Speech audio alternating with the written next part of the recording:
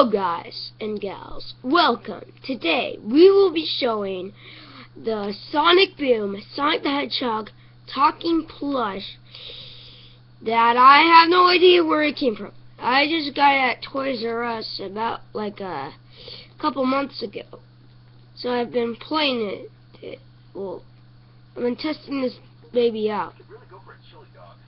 Yes. Dramatic moment. Time to take in the trash. Too slow? You forgot who you're talking to. You can't lose me. That's what it sounds like. And here it is.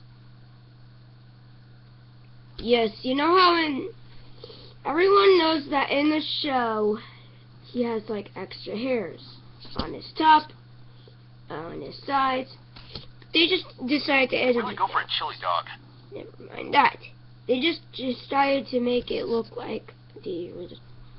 Here we have his brown scarf, blue arms, sports tape, his shoes with the buckle as shown right here. So that's pretty much all I had to show. It's pretty cool plush. You can find it at Toys R Us or any like Walmart, something like that.